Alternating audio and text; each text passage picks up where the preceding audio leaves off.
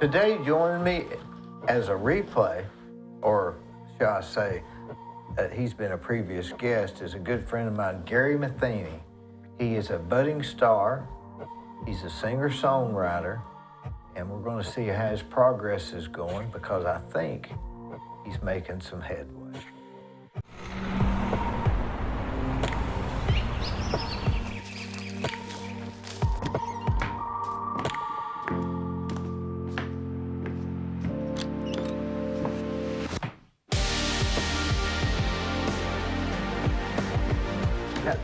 How's your progress been going? Oh man, it has really been going great since I had the opportunity to sit and talk with you before. Well, I think it was in 2021, was it 2021?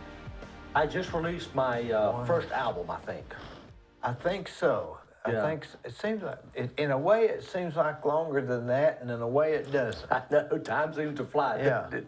Yeah. It has been really going good, Dee. I'm really blessed to not have been playing out in public, but to get the views and the listen tos and the fan base that is worldwide, is global. I have really done well. Some of my music has been played probably in over 100 countries.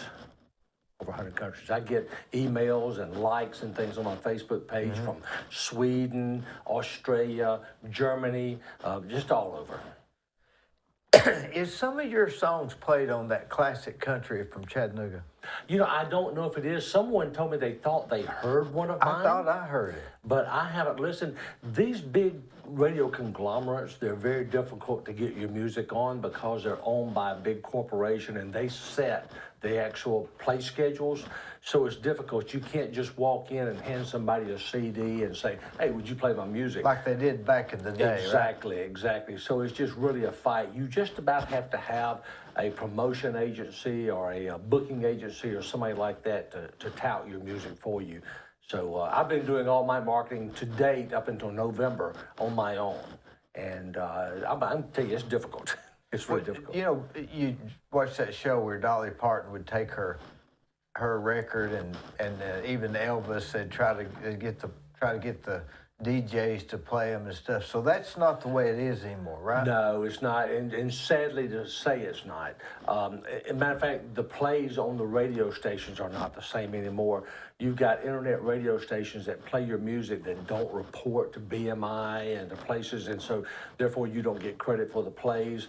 Then you've got some that do report, and those are difficult to get into as well. So it's just a real struggle.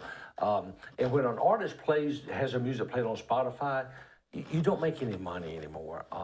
You have to play it so many times to make a dime. And it's just real difficult. I miss the days when you could go into a record store and you could thumb through the albums and look and say, oh, wow. But nowadays, people don't really see the album covers. They can't pick it up and hold it like they used to and feel like this is part of my library, you know.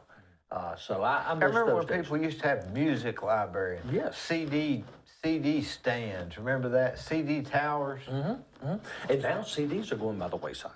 They're coming out with the thumb drives and the flash drives, and they're putting all the music on that, and they're selling those, and they're really specialty them up. You know, putting your name in the pictures and all that on there, but they get real expensive.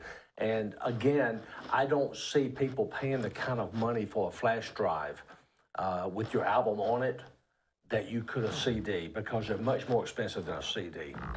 Boy, it's almost like you got in this business at a very difficult time, right? Yeah, it's like any other business. I mean, it's hard. You've really got to be dedicated and persistent and put your nose to the grindstone and not give up.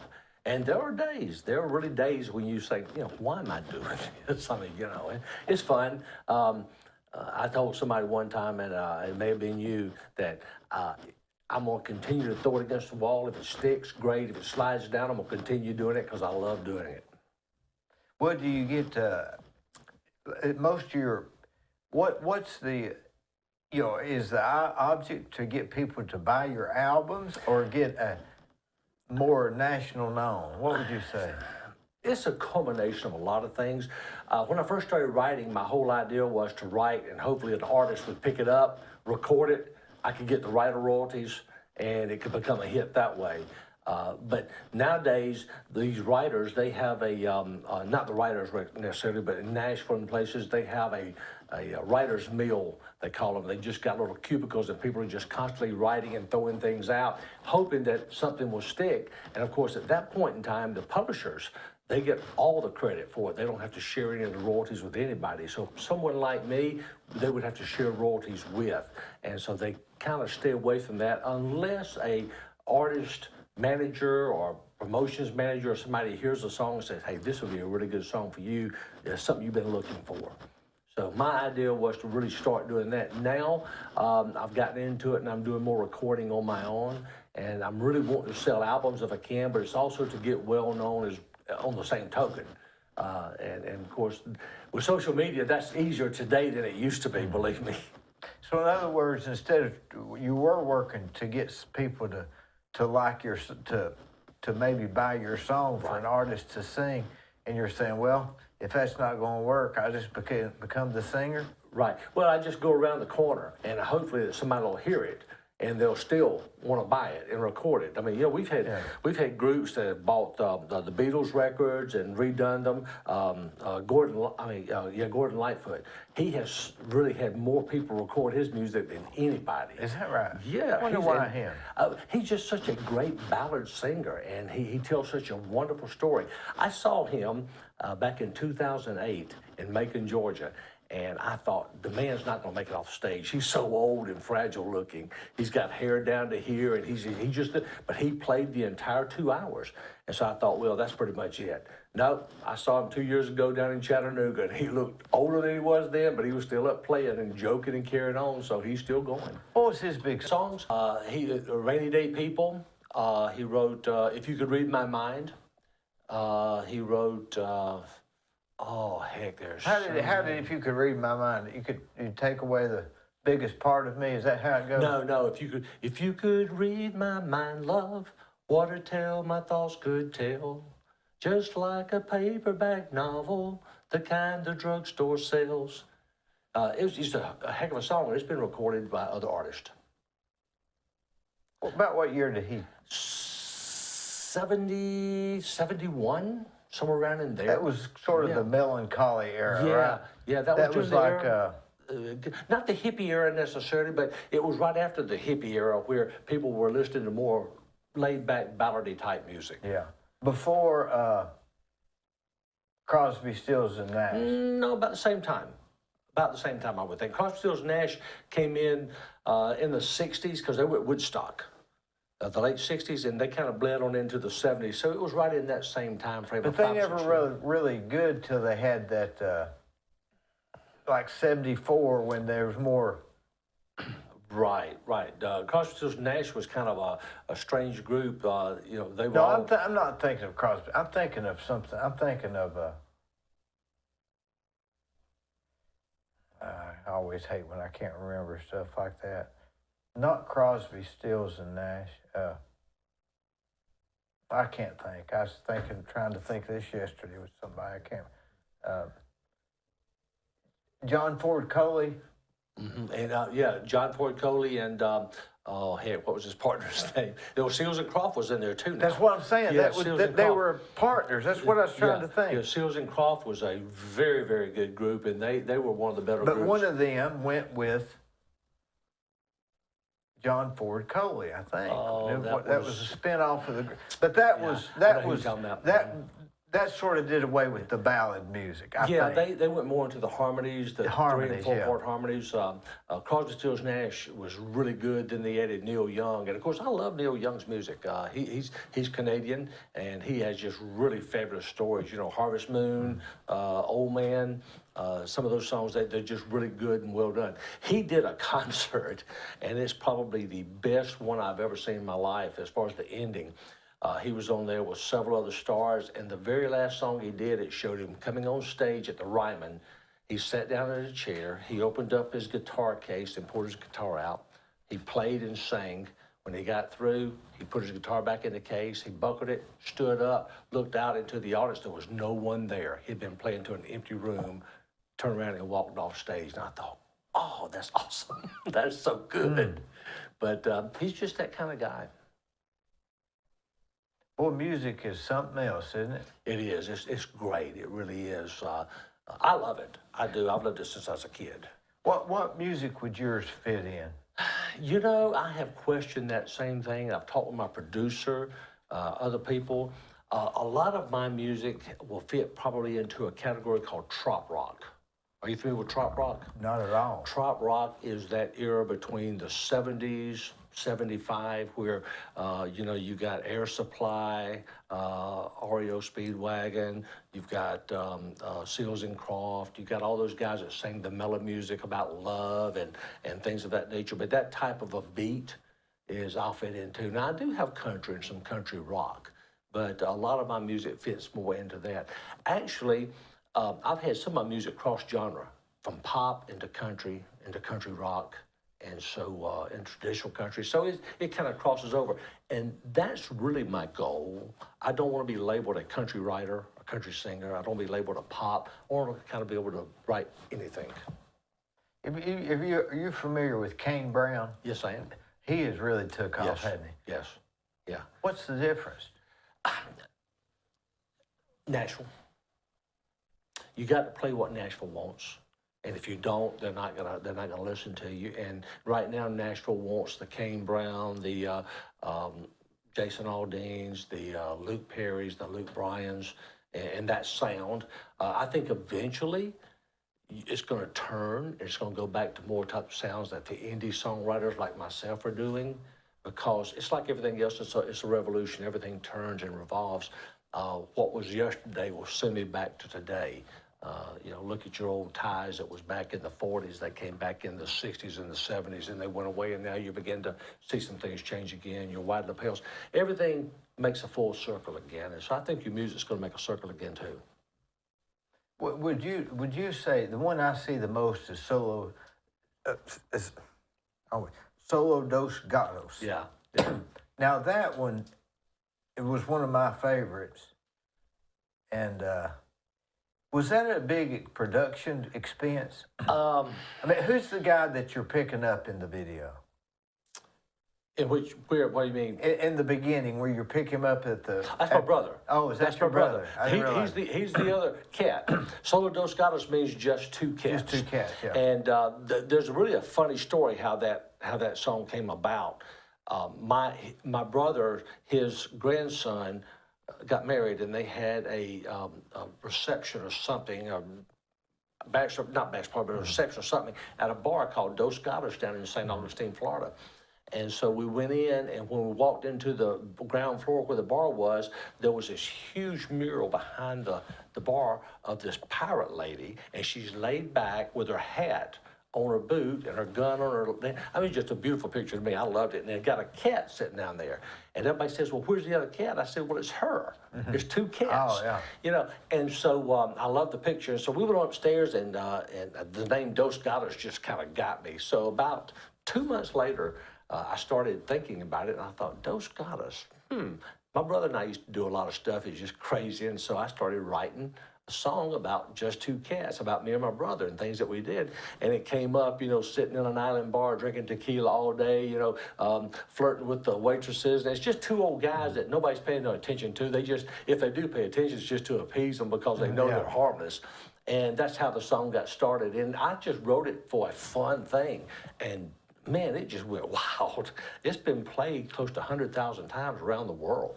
I picture it as you're a guy and you're just kind of wanting to take the day off, impromptu. You pick up your buddy, and you go and you're just having a kind of a fun time, but just spending time not working, and it's just become a good day. Well, is that the premise? Not really. That's a good way to look at it, but really it was just about two old guys that are retired, living in the Caribbean, got nothing better to do but just sit in the bar all day drinking and flirting with girls. But you could take that to anything. Yeah. In Cleveland, you could say, I'm not working today, and Sure. you can go to to Grumpy's, or not Yeah. Grumpy's, but Pokies, Pokies, yeah, you could do most anything, but it's just really just two cats, just about two old guys, cool cats that's just hanging out and having fun. Now, I've got another one I've written called Smoking Cheap Cigars, and I'm waiting to get it done. It's already written and everything. It's talking about the same thing, two old guys sitting out in a bar drinking beer, smoking cheap cigars, you know. Seems like I've heard that one. Yeah, you may have. It wasn't on your other. No, I haven't recorded it yet. It's just something I've been working on. And we just recorded that one, kind of that same island flow called Muchas Margaritas. Matter of fact, it should be mastered and ready to go by the end of next week. So it'd be much. So let's play Solo Dos Gatos. You got it, Gwen? That's what you did. That's Billy Jack.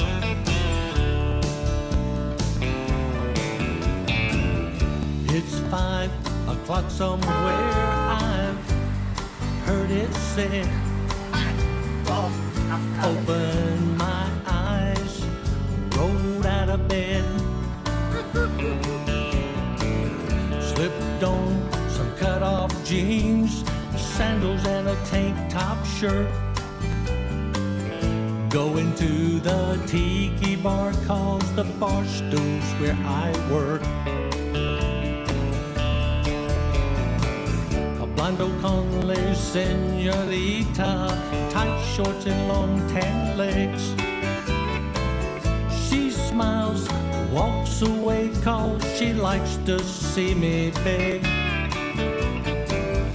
Pour another shot of tequila, slice of lime. Not gonna go nowhere, 'cause I'm on island time.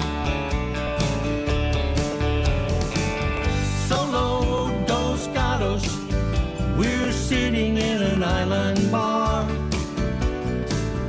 doing shots of tequila, putting tips in a mason jar, listening to a dude play guitar, singing Buffett, Merlin Cash. Solo Dos Gatos, we're sucking limes and getting smashed.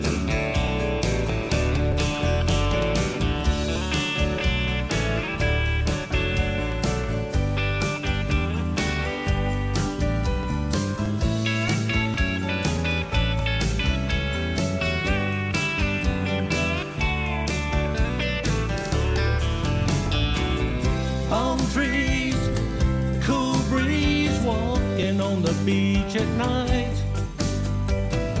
Shrimp boiling in the pot, island ladies in the moonlight. It's always 5 o'clock down on Santiago Bay. Me and my buddies sit and drink tequila all day. Solo Dos Gatos, we're sitting in an island bar, doing shots of tequila, putting tips in a mason jar, listening to a dude play guitar, singing Buffett, Merlin Cash. Solo Dos Gatos, we're sucking limes and getting smashed. Bring me another shot of tequila, I'm gonna get smashed.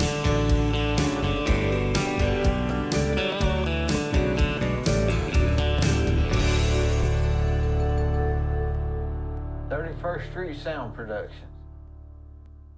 Yeah, that's my production company. That was really well done. I mean, I like that song. I like the video. It's catchy. Yeah, well, we're doing a worldwide radio release with big records out of Canada, middle of this month. So How do you get the videos out to where more people will watch them? I mean, it's got to be a money thing where you have to. it can be. It can, like anything else. I mean, you know, you flash enough greens and you can get anything you want. I have been just putting it on Facebook and for my followers to do, and they share it, and it's amazing. I know they get, and I tell them all the time, hey, listen, I know I share a lot of stuff, and I appreciate it. And they say, no, we love to see it. So there's a lot of folks who love that song. And again, it started off as a fun song, and it is just really, it's a signature. It's a signature song.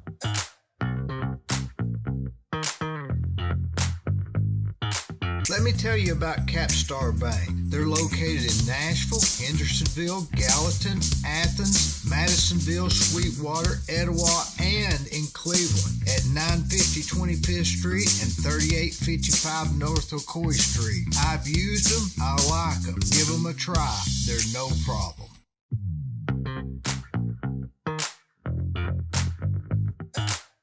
Is Corey making noise when? Well, so you would think that's your signature song? I would think so, Now, yeah. the Two Cigars is where I got the.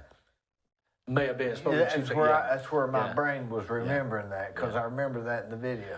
Well, I'm trying to get a sponsorship from a tequila company, and matter of fact, Big Records asked me to make a promo commercial for them, and so I'm in the process of working that up with some people here in town to see if I can make a 30-second promo commercial, and we're going to utilize that. In the meantime, my brother knows the guy who owns a big cigar company down in Miami, and so I said, well, we'll just use cigars and the tequila, and good friends sitting around drinking on Saturday afternoon, and do it for both and send it to both of them. Maybe they'll both utilize it. And so that's the kind of things that you have to do to get around, you know.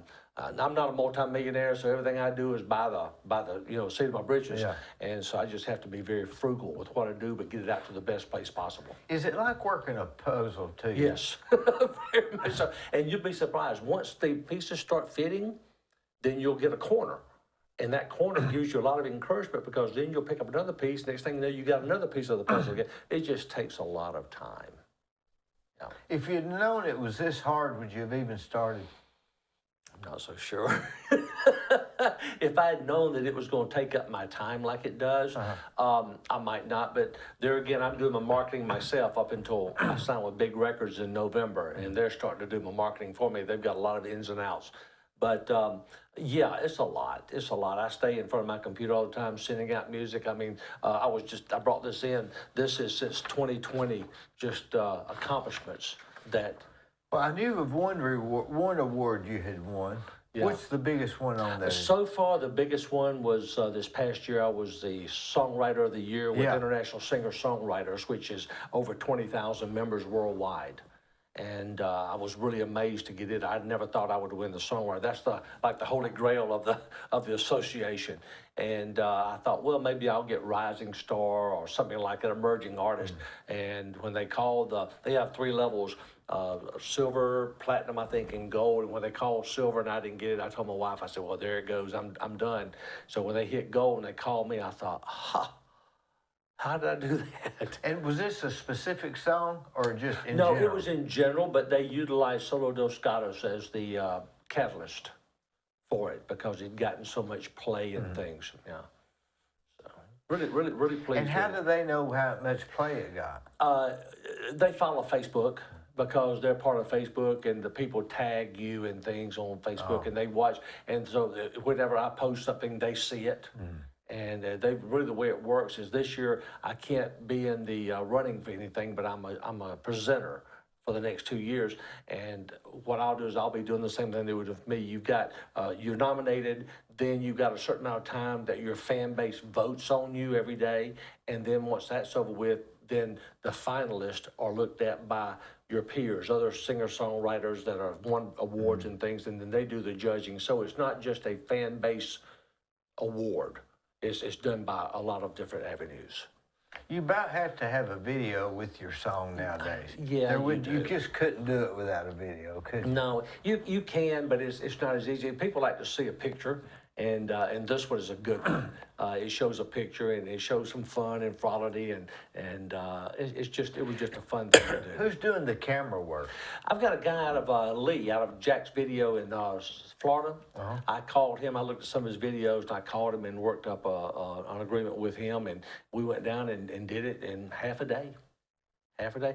And it's funny, Singleton Seafood Shack is in Mayport, and it's been around for, oh gosh, 50-something years. And so I was looking for lack of a better word, I don't mean this derogatory, but a dive, a biker's bar type thing to do this in, because the basis of the video and the song is two old guys that are retired, so they don't have a lot of money to go into a lot of luxury bars and drink. So I was looking for one, and I saw this one.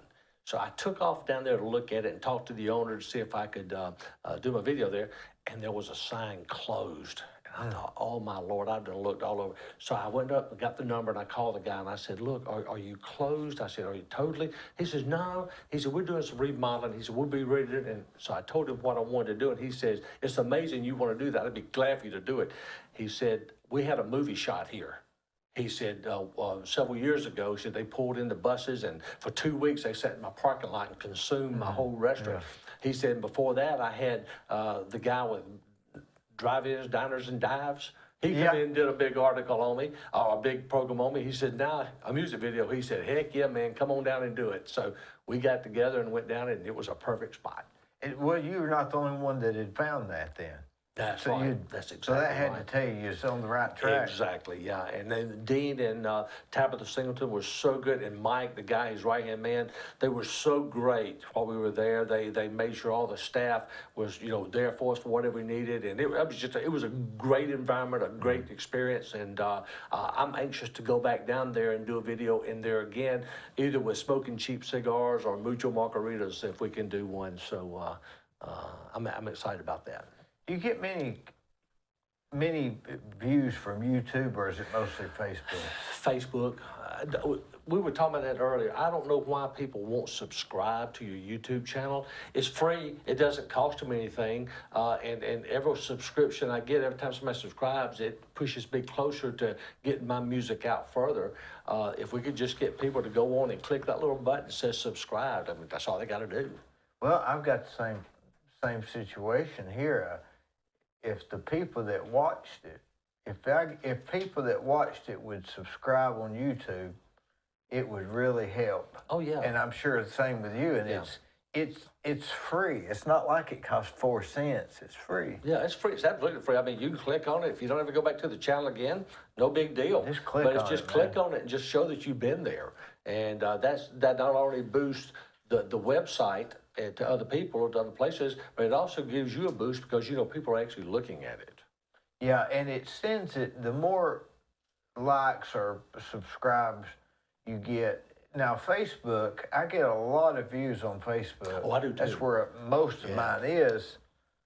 But, you wonder about the longevity of Facebook a little bit, or... Well, I don't know what you call it, the algorithms, I think it is.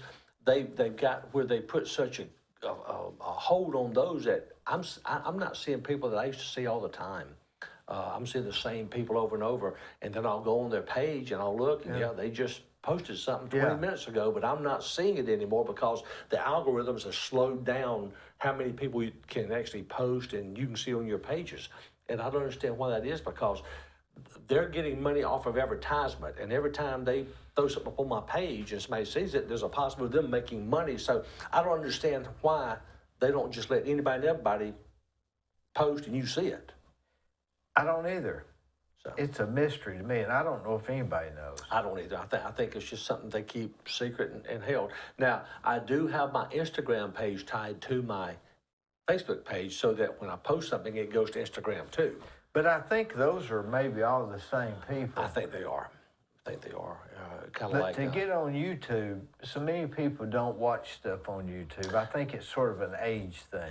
But you know what? YouTube has got some really great stuff on it. My son, he'll tell me, say, hey, Dad, did you see so-and-so? I said, no, where'd you see that? He said, YouTube. I'll go on YouTube, and what you do, if you look at like a 30-minute video on YouTube about Ireland or India, whatever, then it'll suggest another one. Yeah. So it just goes right down the line. So I'm thinking, if people were to check out YouTube more, the entertainment factor is so great there.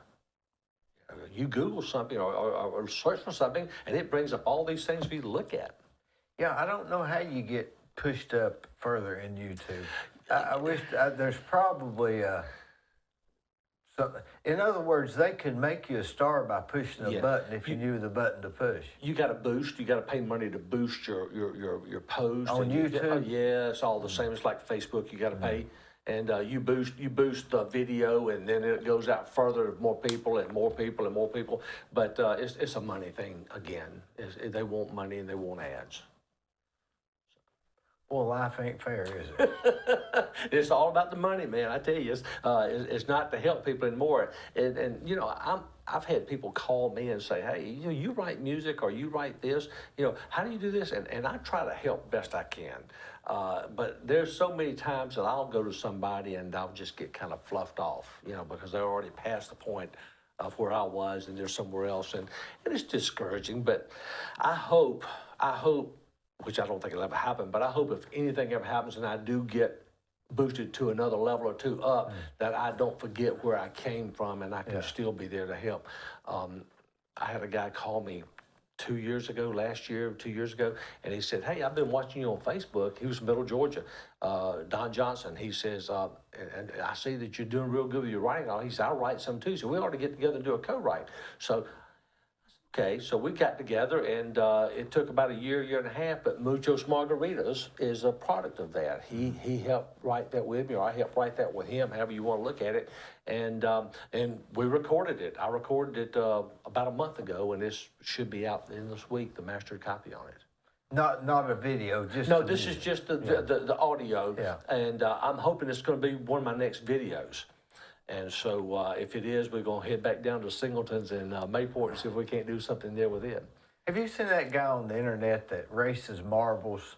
Yeah, he puts marbles on tracks and races them, and does the like NASCAR number, the orange in the red. Oh, really? It's really kind of interesting, but something like that can go viral, whereas a guy can spend 2 years researching caves and can't get it off the ground. Can't get it. There's a guy down in Florida that does a video, crazy video. He does some crazy stunts and things. I can't remember what they call him, but he's got a YouTube channel, and he is getting hit after hit after hit on it. And it's just wacky stuff. I guess so if I was to do some wacky, crazy stuff, I'd get it too. I don't know. It's becoming like, you say, what makes a star? It's becoming you don't know what it is. I guess it might be the luck of the Irish. I don't know. It could be the right place at the right time. But again, I really believe in my heart, if you got the money to get hooked up with the right publisher, the right promotion agency, the right booking agency, then they take the ball and run with it, and that's where it comes out. It's all again about the cash and who you know, and you take Chris Christopherson. He was I think he was a warrant officer in the Army or something, and he wanted to sing, and he was an excellent songwriter, but he couldn't sing. He really couldn't he sing. never could sing. But he made the statement. He said, "I camped out in Johnny Cash's backyard." He said, "I'm talking about literally camped out in his backyard." He said, "I'm going to Nashville." He said, "I quit the Army and went to Nashville, and I want to be a star." And he camped out, and next thing you know, Johnny Cash boosted him up to somebody else, and the next thing, he was part of the team.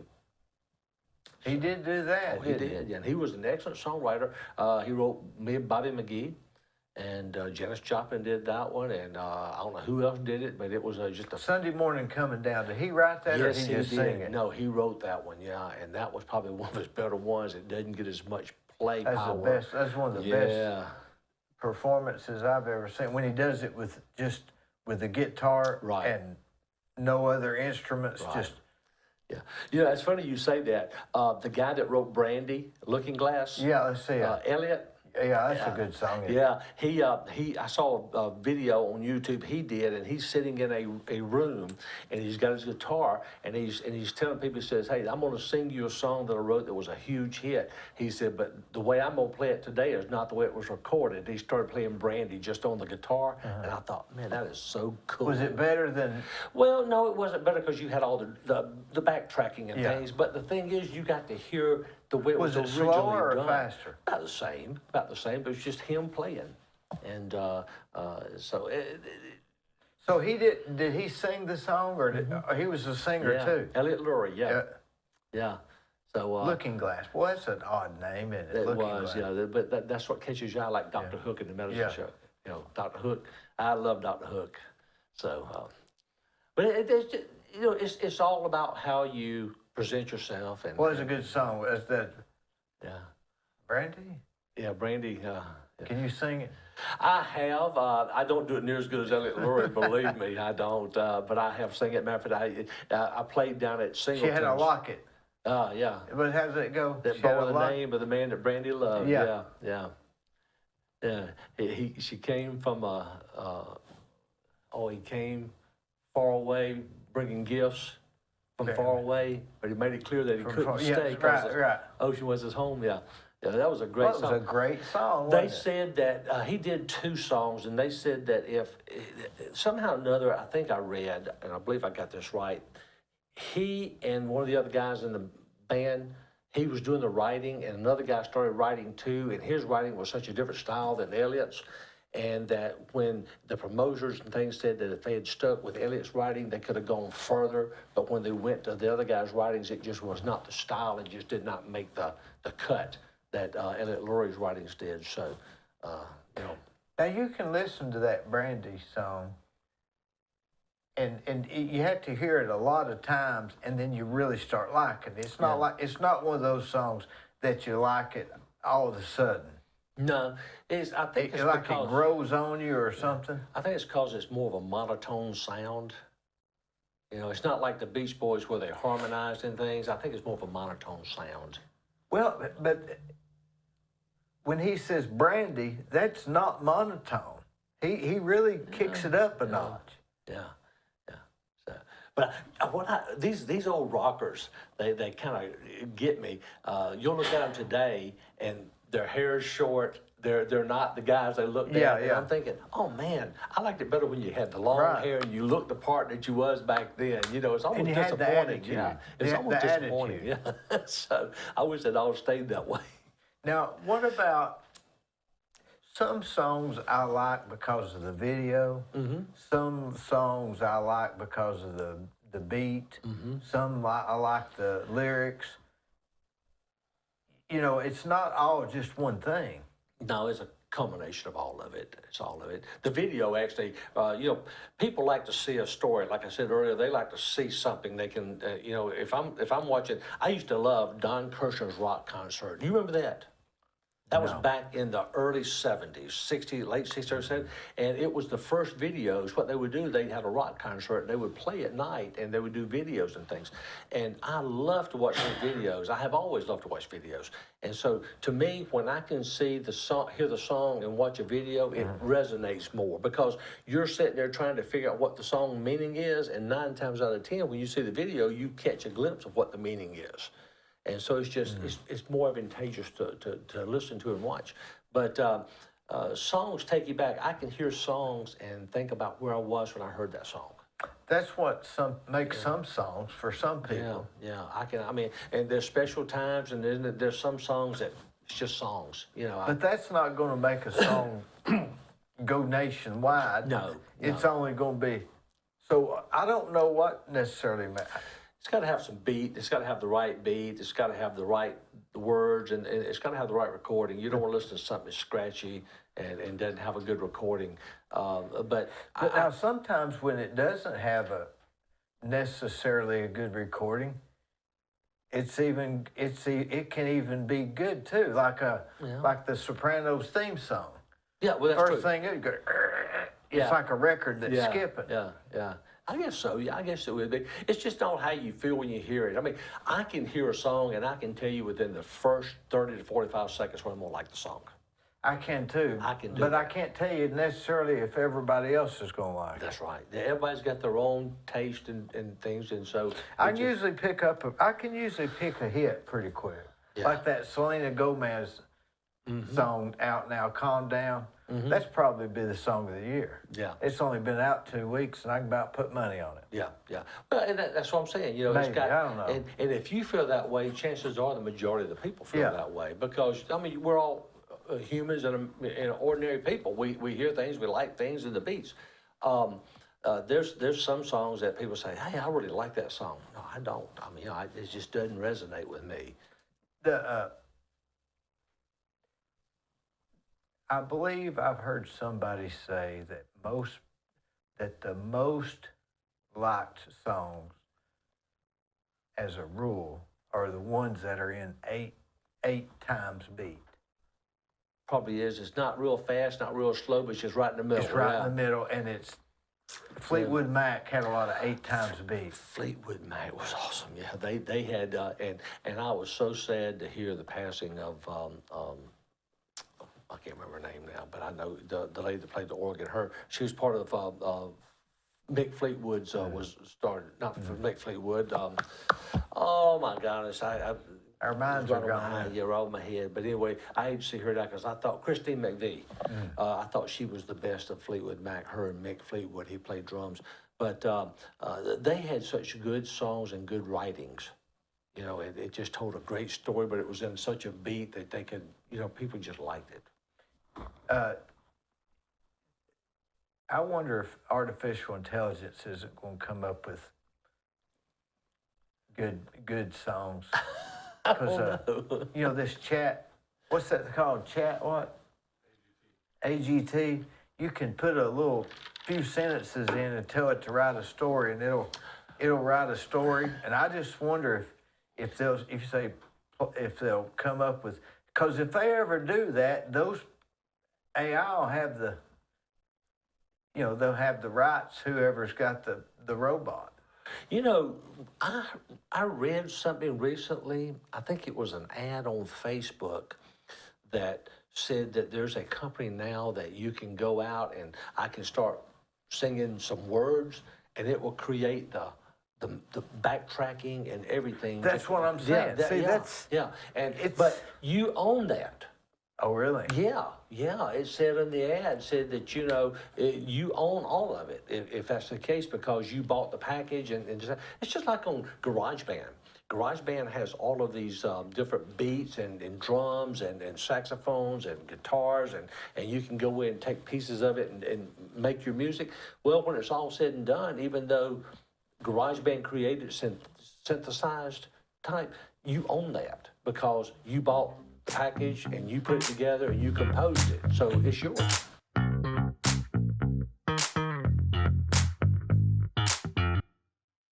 On the courthouse square at 30 2nd Street is the law firm of Logan Thompson Law. Since 1965, they have served the legal needs for the good citizens of Cleveland Bradley County. If you've got a problem, they're no problem. Give them a call.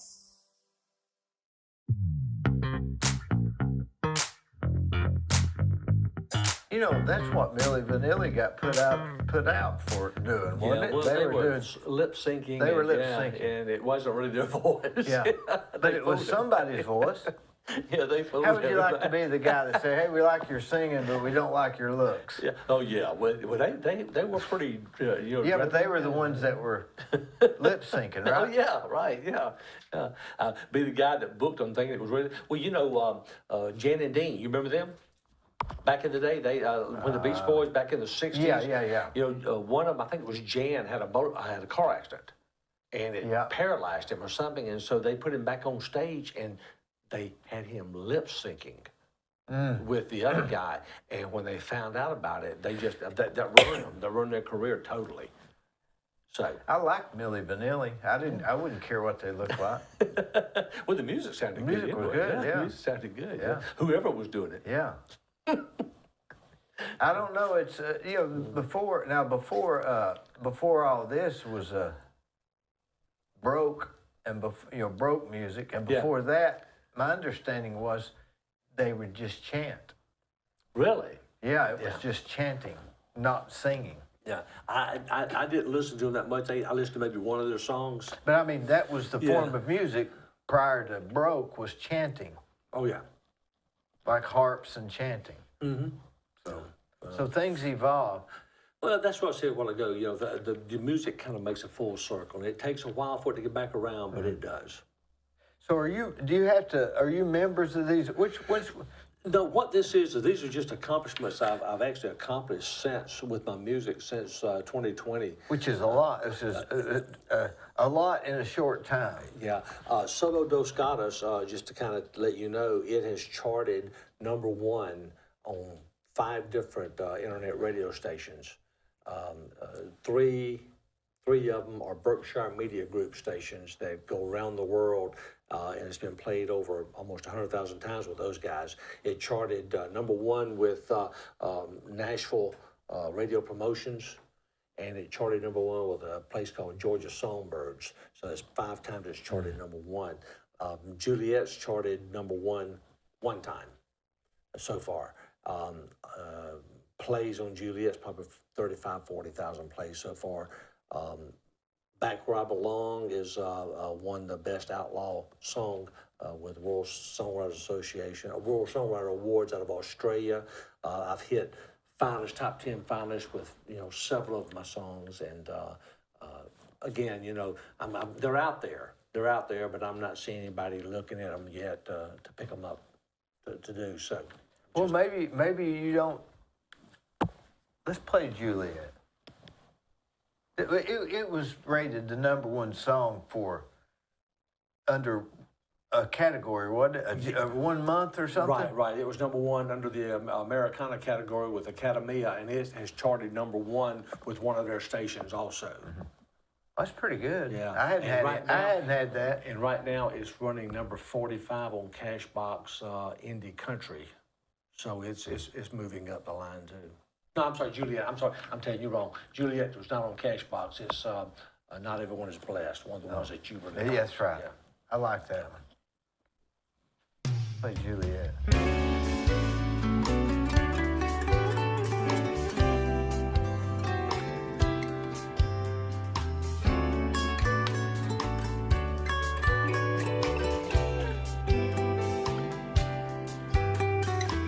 Seems like only yesterday we were playing in the falls, climbing rocks and catching everything that crawls, hanging out and wasting time, not a care at all. We held hands in the summer sun, puppy love and all.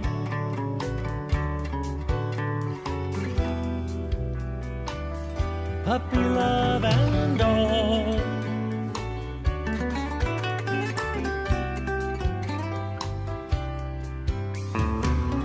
Not a day goes by I don't think of you.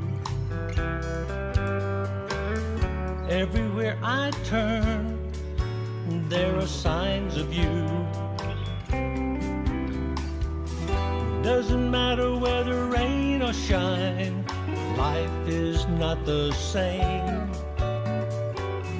You walked out of my life just as fast as you came. One feeling comes over me every time I look and see the water coming up those falls, Juliet. Young hearts in harmony, playing out our fantasies, wanting life to never come to an end.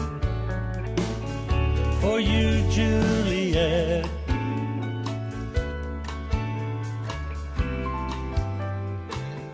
For my Juliet.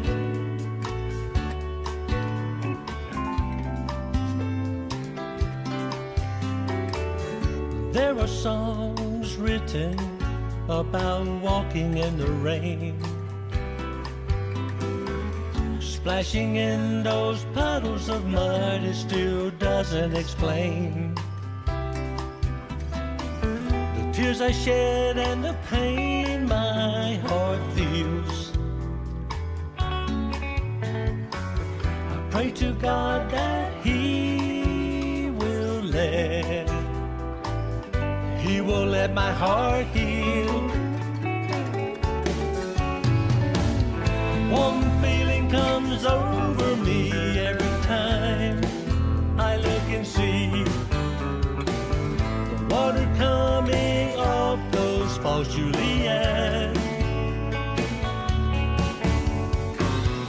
Young hearts in harmony playing out our fantasies, wanting life to never come to an end.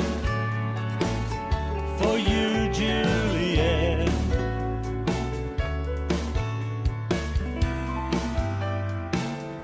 Life has changed forever, Juliet.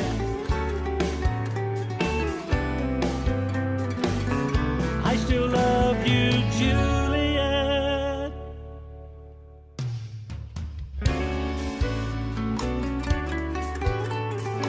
So that was from the same album as Solo Those Goblins, right? Right, that is one of the songs on the I still album. love you, That's the first video I Juliet. actually shot with me in it live. I see. So, but that video, a friend of mine, John Mullis, he owns JOM3 Gallery. He did all those drone shots, and the shots at the old Coe were done by my wife. And so we put them all, had a guy down in Florida put them all together, and he dubbed in the voice on that just beautifully. But that town is the same town that Fried Green Tomatoes, the movie, was filmed in. Is that right? Yeah, Juliet, Did they- Georgia. That was a good movie, wasn't it? That was a good That movie. was one of my favorite movies. Yeah. And the Falls, the song is about two kids, and they were, they grew up together, best friends, and of course, two young kids, they stayed together and best friends. They loved each other. So when she left and moved away, the guy's still pining for her, and so he goes back to the Falls where they used to play and do things, and he sees her there. But it was a really, really cool storyline behind it. Now, the song Then She'd Know, what do you see of that as Oh, wow. the story behind that? I see a guy that sees this woman in the distance, and she's walking by a lake in the fall, and she's got this long white linen dress on, and he loves her because she's so beautiful, but she doesn't even know he's there. I mean, she wouldn't. He doesn't make himself obvious to her. She doesn't even know he exists. But from a distance, he's in love with her, and he just watches her by this lake, and only if she knew. Then she'd know, Then She'd Know. Yeah. Now, it won a jazz award, right? Right, it was a finalist in the World Songwriting Awards out of Australia in the jazz category. And I did that for a reason. I could not determine what genre it fit into. It wasn't country, it wasn't pop, and it wasn't Americana. So I didn't see it as jazz necessarily so myself. I got to listen to some of the other songs in the category for jazz, and they sounded similar. So I thought, okay, I'll give it a shot and see what it does. And sure enough, it was a top 10 finalist. And so I've got a couple more songs that I'm going to enter in just to see how they do. It would fit more into the trop rock, like I told you earlier. Trop rock. And no, not yacht rock. Excuse me, yacht rock. Yacht rock, yeah, not trop rock. I'm so sorry. Solo Dos Gatos would be a trop rock because it's tropical. But it's yacht rock. Yeah. It's the one where it's love stories, easy listening, not jazz, not pop. Almost 79 and a half to 81 or something like that. Yeah. I like that music. Yeah, I do too. Matter of fact, there's a channel on Sirius Radio that's called Yacht Rock. And is it Sirius or is it? I think it's Sirius. It may be Pandora. I went to an event that had the Monsters of Yacht. I don't know where they get that name. What does yacht mean? Well, yacht is a boat. I mean, it's a boat, and it says why? and they say that the reason they named it yacht rock was it's the kind of music you'd be sitting on the boat drinking a beer in the sunshine, sunglasses on, listening to music because easy listen music. So it's yacht rock. But I don't know. I don't know. But it's got It some almost good. doesn't fit into a category. No, and it doesn't because it doesn't fit pop. It doesn't fit hard rock. It's not a metal. It's not country. It's not southern rock. So I don't where's even it like go? categorizing music. Really, I do don't you? either. I I don't mean, it's either. just I like fast this or music. slow. Yeah. Let it be that, fast or slow. People that listen to music, I mean, if you start categorizing it, I like to listen to some music fast. If I'm in a mood and I hear a good song that's a slow song that takes me back and makes me think, you know, if you stay in that mood too long, you get depressed. So next can't thing you know, boom, here comes a fast rock song, and you just kind of get out of it and you go to that one, you know. So music is there to make you feel. That's what it is, to make you feel. Feel what? Just feel? Feel your feelings, just to help you find your feelings. Just like I said earlier, I know songs I can hear and I can tell you where I was, what I was doing, basically the year and everything. It's just things you remember. There's a song back in the skating days. You remember the skating days? Do I? I was on the speed team. Yeah, well, we'd go and Friday night you'd rent skate and the guys would fly around the ring that and was slide big. against the Yes, wall. And yeah. the girls were skating two and two and the big old pom poms. Yeah. Well, they'd play all this music. There was a guy that wrote a song. It was, "If you want to be happy for the rest of your life, get yourself an ugly wife." You remember that song? I remember that song. How does it go? If you want to be happy for the rest of your life, get yourself an ugly wife. Yeah. From my personal point It of was view, a Weird Al Yankovic type song in a way. And so I can remember that song, and I can remember exactly where I was in that skating rink when I heard it the first time, and I was about 12 years old. Yeah. So music can take you back to places that Boy, it you can, forgot. can't you? You forgot. But you know, you said something interesting. I've never thought of it that way. I've never heard anybody say it that way. But music helps you find your feelings, not mine, not my his, feelings, not your mine. That's right. That's right. So whatever you're feeling, it sort of helps bring it to the top or something. Yeah, it just brings it out. It makes you think. It gives you a sense of nostalgia. Say you're in a good mood, you listen to music, it'll uplift the mood. Yes. Or if you're down and out, it can help you down and out. It can either help you sustain yourself when you're down and out. I don't think it helps you. I don't think it makes you dive deeper into a depressed state. I think it helps you sustain. Sometimes feeling like that is not bad. No, It's not bad, as long as you don't stay that way.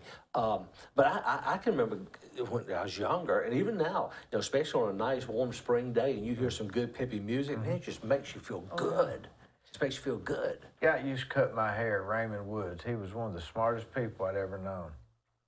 And whenever I was in there, he'd play Jackson Brown. I love Jackson Brown. He'd play Jackson Brown, or he'd play some. He liked what he referred to as.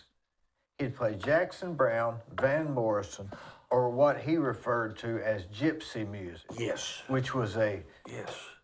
and I had never really heard gypsy music till him, and I can't even remember the artist, but I've still got it, and I recognize it now, but I don't know who it was that was singing that. I don't know, but you know who, I've never heard it described as gypsy music, but you know who was the best one singing that? Who? Boz Scaggs. Well, he was a Bob Scaggs guy. Boz for Scaggs. sure. I mean, if you're gonna describe it as gypsy music, Boz Scaggs was Well, the guy. that's what he described it as. And I just learned something about Boz Scaggs. He lived in Macon, Georgia during the reign of Dwayne Allman. And I don't know, he left Macon, I think moved out to California, but he actually lived in Macon for a while, and he wrote a song called Georgia. And I'd remembered it, but I never really listened to it much till lately. And I play Boz Scaggs radio on my Pandora all the time because I love his music. And it's about a guy who's in prison talking about a young girl. And if you go back and read about it, some say that he was getting her away. He kidnapped her away from her dad because he was molesting her or something. And they come picked him up and put him into prison. It's just a great song. Yeah, gypsy music, that's a great way to phrase that type of music. Jackson Brown and Van Morrison and Silver Bullet Band. Oh man, those guys are so good too. Yeah, so I mean, Music's hard to beat. it is without I a don't doubt. listen to it enough. I've been watching too much YouTube and documentaries, and I can't listen to it while I'm at working because my phone's going off so much. Yeah, what I used to when I was actually had a real job and was working, and I'd work in my office on Fridays, I would turn it on smooth jazz because it kind of seemed to mellow me out and kind of help stress. I wouldn't get stressed out as much. But yeah, in the background, if I can play music, I love music, and crank it up in the car, roll the windows down, crank it up, and just drive. I'm going out of town next weekend, and I'm planning on just playing music, and I don't know exactly. Sometimes I like to stick with a certain artist while I'm gone for some weird reason, like just listen to all their. Yeah, I get in those spells too. Yeah, I get those spells just stay too. with that the whole weekend. Greg Allman, I think I may have mentioned to us before. Greg Allman, the Allman Brothers. When Dwayne died, and Dickie Betts and all those guys, not Dickie Betts, but the bass player. But anyway, when they died, they've still played. But when the band finally broke up and Greg went out on his own, I think Greg did a much better job on his own, and I could sit and listen to his music with him playing and singing more than I could the Allman Brothers because he was so good. One time I went to Florida and I took 2 albums, and you would not believe how complimentary these are. But it was John Denver and Elton John. They have a lot of, people think I'm crazy, but there's a lot of similarities between their voices and maybe even their age. I don't know. I guess they were around about the same time, but. Well, I think there was a certain point in time when all the music didn't sound alike, but had a very similarity to all the music people were playing. And even writers today, and I've got a friend of mine I've written with down in Monticello, Georgia. He'll tell me, so one of the biggest things a writer gets into, he gets locked into, is all of his songs begin to sound alike. And I see that if I don't stop and change something. Even my grandchildren tell me that. They say, G, they call me G. G, you need to change your beat. Well, you can't change it and stay in the same genre.